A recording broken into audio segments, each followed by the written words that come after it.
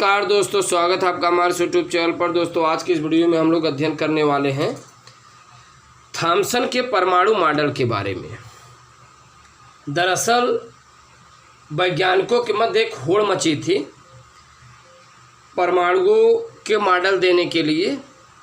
जब प्रकृति में वैज्ञानिक इमेजिन करने लगे, कल्पना करने लगे कि परमाणु से पूरा ब्रह्मांड मिलकर बना है, छोटे छोटे जो मूल कण है ये मिलकर परमाणु बनाते हैं, परमाणु मिलकर अणु बनाएंगे, अणु मिलकर पदार्थ बनाएंगे, पदार्थ मिलकर वस्तुएं बनाते हैं। तो इस प्रकार से वैज्ञानिकों के मध्य होड़ मची थी कि यार पूरे सृष्टि की जो निर्माण हुआ है छोटे छोटे कण परमाणुओं से मिलकर बना हुआ है।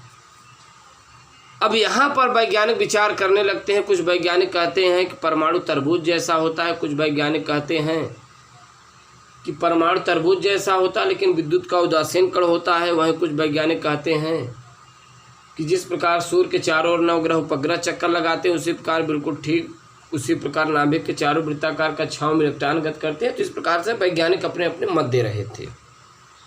अब यहाँ पर होता क्या है, थॉमसन का परमाणु मॉडल। सन 1898 ईस्वी में थॉमसन अपना एक मॉडल प्रस्तुत किए करते हैं जिसे थॉमसन का परमाणु मॉडल कहा जाता है। थॉमसन का कहना था कि परमाणु सूक्ष्म, गोलाकार और विद्युत के उदासीन कण होते हैं। दरअसल ये वैज्ञानिक विचार पहले ही दे दिए थे, परमाणु उदासीन कण होता है। बट परमाणु अगर उदासीन कण है तो कैसे है, इसी पर जरा हम लोगों को सिद्ध करना है।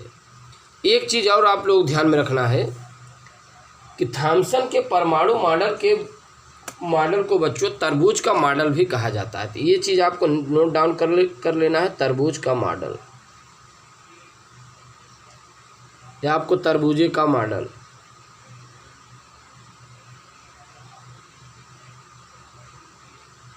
थॉमसन के परमाणु मॉडल को हम लोग क्या कहते हैं, तरबूज का मॉडल भी कहते हैं।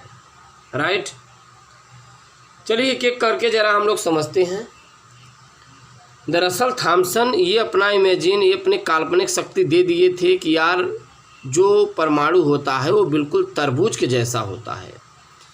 अब अगर तरबूज के जैसा है तो ये कैसे है, जरा इसके बारे में हम लोग जिक्र करते हैं। दरअसल एक बात और थी, परमाणु विद्युत का उदासीन भी होता है। यही चीज़ थॉमसन को सिद्ध करना था, परमाणु विद्युत का उदासीन कण होता है। थॉमसन का जो मॉडल है ये सबसे प्रारंभिक मॉडल होता है वैज्ञानिकों के अनुसार। दरअसल थॉमसन का कहना था कि जो परमाणु होता, आप देख पा रहे हैं परमाणु सूक्ष्म, गोलाकार और विद्युत का उदासीन है। आप देख पा रहे हैं सूक्ष्म भी है, गोलाकार भी है और विद्युत का उदासीन कण कैसे है ये हम लोग सीखेंगे। परमाणु सूक्ष्म बहुत ही छोटा, गोलाकार भी है और विद्युत का उदासीन भी कण होता है। इस चीज़ को जरा आप समझिएगा, सूक्ष्म, गोलाकार और विद्युत का उदासीन कण होता है। आप देखिए सूक्ष्म है, बड़ा ही छोटा होता है, बड़ा ही छोटा, गोलाकार होता है, विद्युत का उदासीन होता है। अब ये विद्युत का उदासीन कण कैसे होता है, इस पर थॉमसन का कहना था परमाणु सूक्ष्म, गोलाकार, विद्युत का उदासीन कण होता है। परमाणु का अधिकांश भाग धनावेश द्रव्य से भरा होता है। आप देख पा रहे हैं धनावेश द्रव्य चारों तरफ फैले हुए हैं।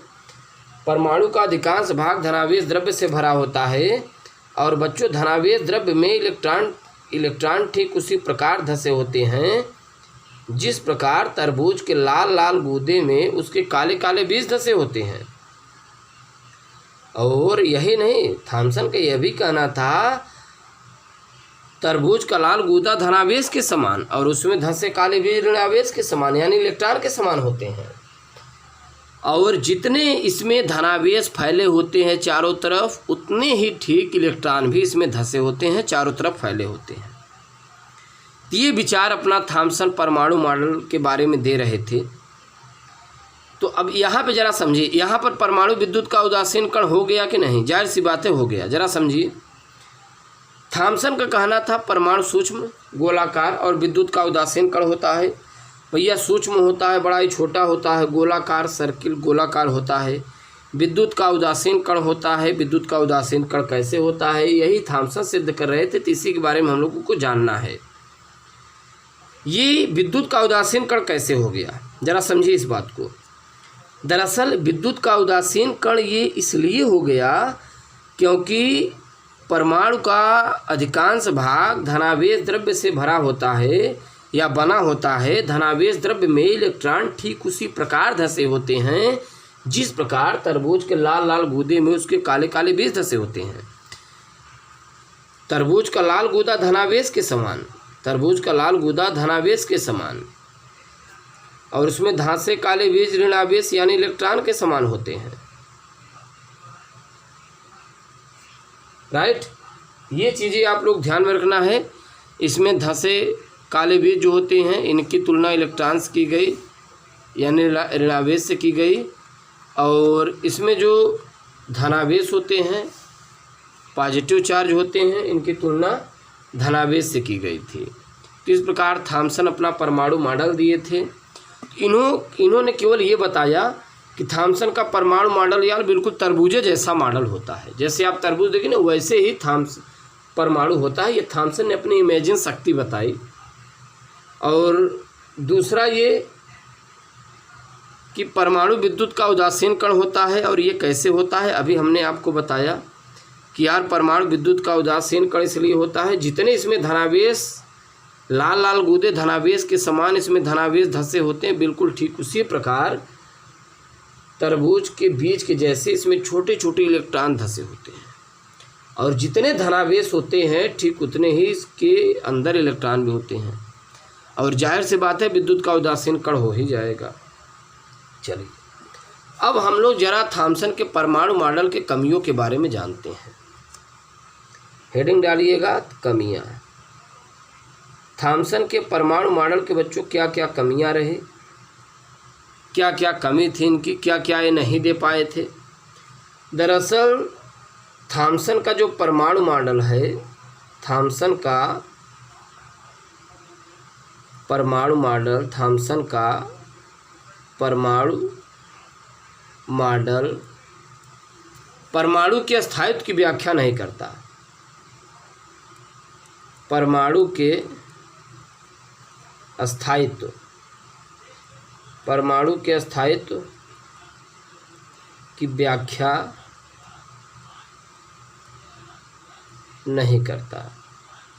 तो बच्चों ये चीज़ें हम लोग ध्यान में रखना है। थॉमसन का जो परमाणु मॉडल है, थॉमसन का जो परमाणु है ये स्थायित्व, परमाणु के स्थायित्व की व्याख्या नहीं करता। अगर सेकंड पॉइंट के बारे में जिक्र करें तो सेकंड पॉइंट भी बड़ा महत्वपूर्ण हो जाता है। ये रेखीय स्पेक्ट्रम की व्याख्या नहीं करता। ये रेखीय स्पेक्ट्रम, रेखीय स्पेक्ट्रम, रेखीय स्पेक्ट्रम को आप जीमान प्रभाव भी कह सकते हैं क्योंकि इसकी खुद जीमान ने किया था। रेखीय स्पेक्ट्रम जीमान प्रभाव की व्याख्या